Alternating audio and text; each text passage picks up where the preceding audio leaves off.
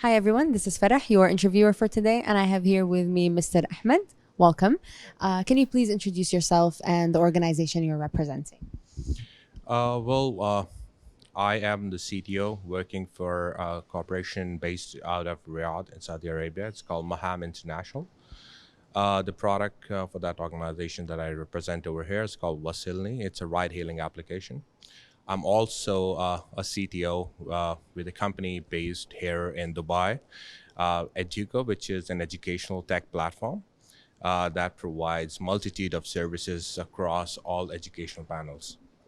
Perfect. Nice to meet you. Allow me to start by congratulating you for the award. How does it feel to have your accomplishments recognized? It feels good. Of course, in this day and age, validation is very important, and if the validation makes you do something that is gonna make you progress in future, I guess that's more important. And plus, networking opportunities are amazing. So this is something that I look forward to definitely next year as well, and hopefully I'll be in the panel as well. That's great. Would you mind telling us more about your Dubai based organization, Educo, and its mission? Yeah. Educo is an educational ecosystem. Apparently, we provide more than 15 to 16 programs in line with the latest trend in technology. Because, as you understand, education hasn't really caught up with technology in this past era. So, what we want to do with Educo is to provide seamless education and services to be accessible to everyone, regardless of their income range and regardless of their status. So with Educo, people can, or students and parents, they would be getting access to quality education from around the globe. We have a very dedicated system to get our educators. That means that they go through a rigorous process before we onboard them to make sure that we maintain the high quality of education that we provide. Apart from just providing education, we have a lot of educational services that kind of takes the burden out from the hands of parents and kind of makes the kid as the person who owns his own growth. So we believe in that strategy. We want every student to own the growth that they want in their life, because as you understand, if you try to force something on a student, it blows back on you. But if you try to incorporate education as simple as eating food, as simple as going and playing outside. So if you incorporate education as part of that life cycle, I guess that's much more easier for students to adapt. Also, students who learn more faster and grow in an industry that's evolving every day. So, can you tell us more about those products and services that you offer at Educo? Yeah. So right now we are offering 3 to 4 services. One is related to a mentorship program, which is basically for both colleges and universities around the MENA region as well as internationally with Ivy League universities. So how we do that is more of like we have a student within those universities who's going to be acting like a big brother, or how, if you can put it that way, right? So that person is going to be responsible to help you with your essays, help you with your SOPs, help you throughout the entire process, give you a lot of knowledge and experience as to what to expect when you enter the university. Because in this age, kids are struggling when they move from K-12 to university level. They are, for the first year, it's the hardest year. So if you look at the dropout rates for students, you will see within the first year we have the maximum dropouts. So why that happens? Because we want to address that issue, because they are unaware what they expect at the university level. So with this program, we enable students to be prepared for the next stage in their life. Also, we have currently our core product is related to additional learning. For example, that you're struggling with your studies, you want some additional help, you can log in into our platform and make an account, add your kid there, and apparently you can select from a multitude of teachers that are spread across the globe. Most of them are here locally available within UAE as well for face-to-face lessons. and most of them, I mean, like for curriculums like IB, GCSE, IGCSE, CBSE, there are sometimes that you require teachers with more expertise, right? So for IB, we have teachers available within Switzerland, so who would be able to assess you based on the core curriculum and core values of the curriculum that sometimes that you might not find within the MENA region. So this is the program that this is like the service that we provide. Additionally, we have more services, a list of services that are going to help you the moment that you enroll your kid. That means the first step when you're enrolling your kid inside in any kind of institution or school or primary or preschools, right? So the first hurdle what you have as a parent is to decide. I had the same problem, right? So I have a kid. He is 3 years old. His name is Idris, and I tried to enroll him. And the first thing I was thinking, which curriculum is best? I mean, definitely there are a lot of things that comes into play. Man, that means that how your child acts, how much of an aptitude he has towards a specific curriculum, how well he's going to perform, right? So it's not like straight jacket fits all, especially even for kids, right? So we have specified counselors as well as consultants who are gonna look at your kid, their activities, do aptitude tests on them, right, to see that how well they are. They, let's say, are they socially active or inactive? Are they able to communicate with people or not? Are they able to shy away from situations, or they are like facing situations? So my kid is an overactive one, by the way. So so that's how. So we went through this process, and I kind of, so I chose Montessori, but definitely, for every kid, it's going to be different.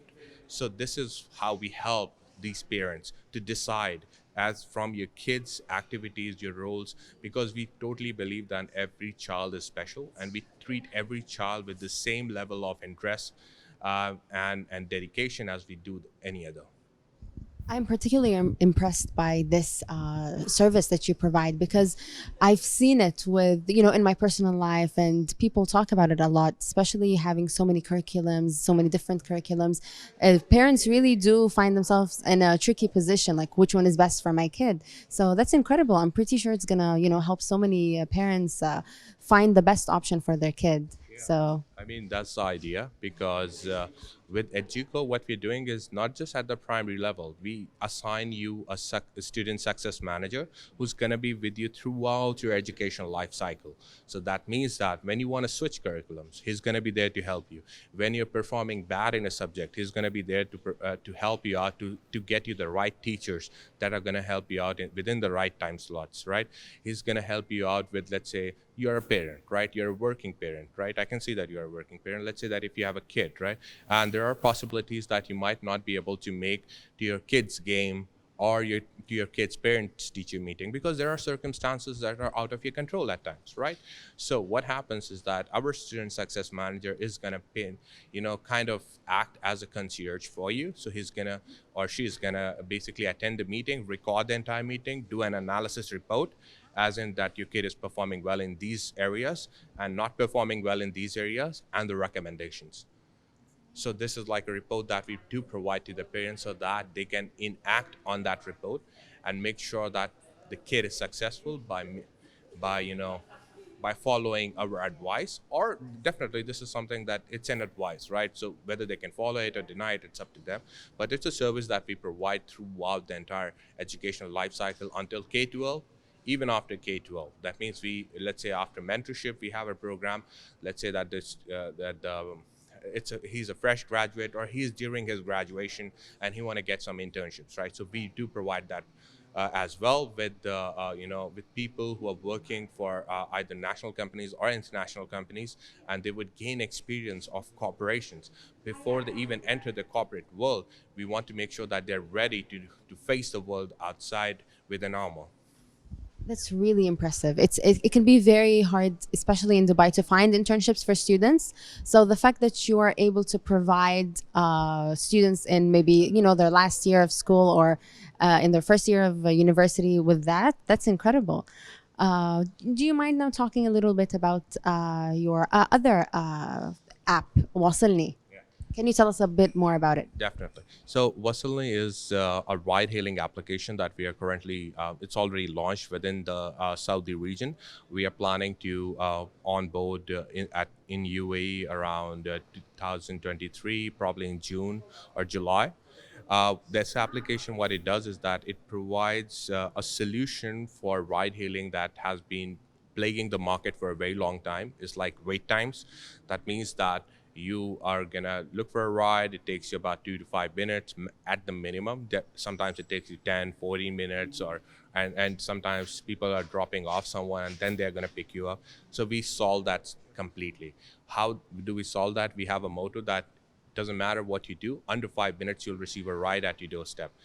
The way that we solve this solution is that we have a system which is going to be broadcasting, let's say, the rides to all the drivers around you within a specific range. And we have a system at the, an AI-driven system which is going to make sure that all the drivers, they are available within the region that you request them. So this way, what this does is that it makes the customer experience super easy. That means you don't have to wait even for any ride to come to you. Or we also provide free internet access within the cars, which is not provided by anyone, to be honest, at the moment. So our services called Wasilni Family and Wasilni Luxury, they're going to have internet access available at all times within the ride. They just need to log in with their account and they'll be able to use internet throughout the ride. Apart from that, we are also partnering with other vendors as well to provide seamless integration services. We have a credit system which you can use it in the stores, online, as well as to purchase other services. So that means that with your in-app credits, you would be able to purchase additional services that are provided by Wasilni. So this is going to be tracked, and of course, all the rides that you're going to be taking, they're completely secure in a way that most of the companies, what they do is that in order to make sure that your ride is safe, they're going to track you, to make sure that you're picked up and you're dropped off in the with the location that you have already given. But what we do is that with our blockchain technology, we make sure that we have all those assets already enabled within the ride system itself. So when the person gets picked up, so we have, we make an entry on, an entry token within our application to make sure that this does not change later on down the stage in case if the driver tries to swindle the guy, right? So we have that anti-fraud system. It's a very strong anti-fraud system that does not exist in any other competitor at the moment.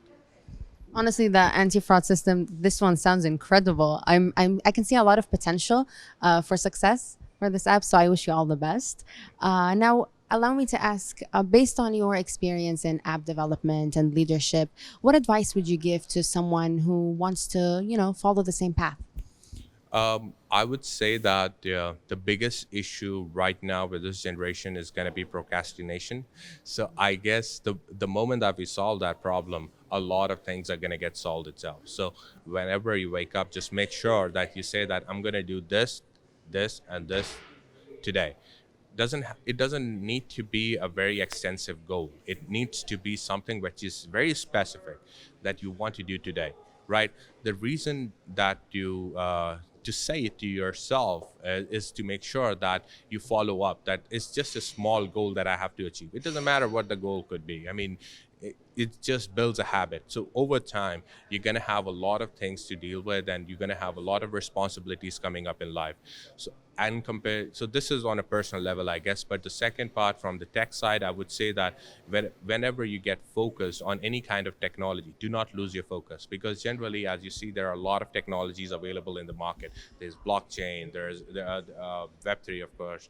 There are AI, right? Data science. Anything related to app development, there are like hundreds of stacks you can work with, right? Python, Django, JavaScript, whatever.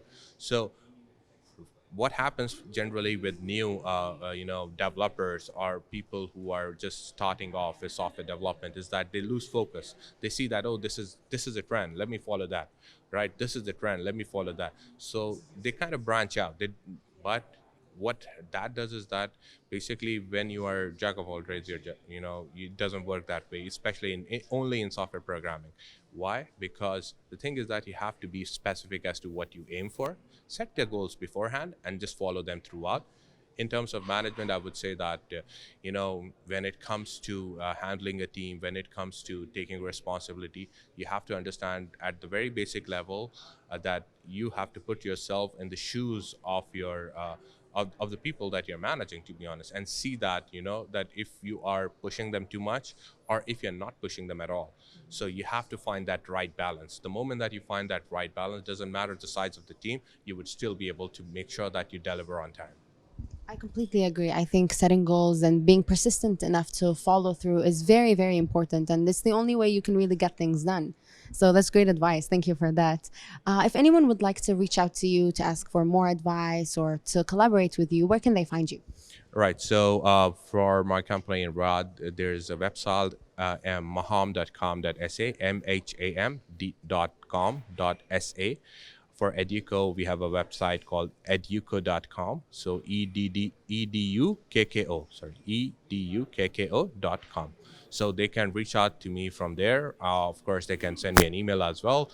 And that, yeah, so I guess that's one way of reaching me. Perfect. Thank you so much, Mr. Ahmed, and congratulations again. Thank you very much.